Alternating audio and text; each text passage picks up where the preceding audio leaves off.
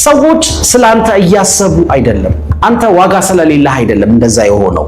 ይልቁንም እነሱም ስለራሳቸው በማሰብ እጅግ ስለተጠመዱ ነው። ይሄ የስነ ልቦና የመብራት ትኩረት ስሜት ወይም ስፖትላይት ኢፌክት ይባላል በስነ ልቦናው። ሁሉም ሰው አንተን እያየ ይመስልሃል። በእውነቱ ግን እያንዳንዱ ሰው እኔን እኮ እንዴት እያዩኝ ይሆን ብሎ በመጨነቅ ላይ።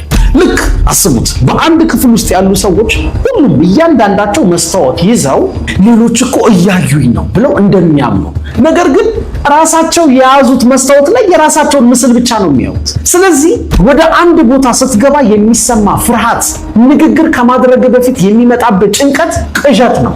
አሁን ደግሞ ሌላ ምቾት የማይሰጥ እውነት ልንገርህ። ልባቸውን ልታሸንፍ ወይም ልታስደንቃቸው የምትፈልጋቸው ሰዎች ያደረከውን ስህተት በጥቂት ሰዓታት ውስጥ ይረሱታል። አንተን የምትብሰለሰለው እነሱ ረስተውታል። የሚፈርዱት በእውነታው ላይ አይደለም፣ በዚያ ቅጽበት ባላቸው ስሜት ነው። ደስተኛ ከሆኑ ጥሩ አስተያየት ይሰጡሃል። ጥሩ ስሜት ላይ ካልሆኑ ምንም ብታደርግ ለአንተ ደስ የሚል ነገር አይነግሩህም። እንደ አየር ሁኔታው አስተያየታቸውን ይለዋውጣሉ።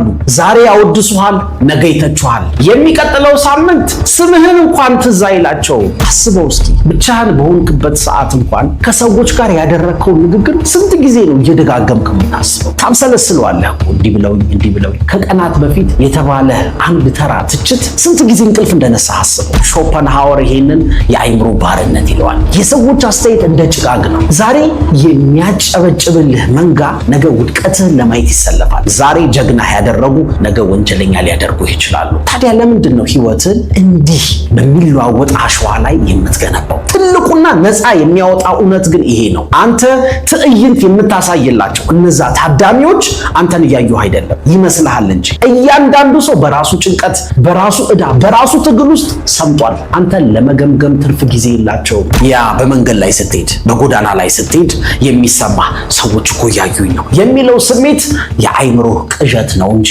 እውነት አይደለም።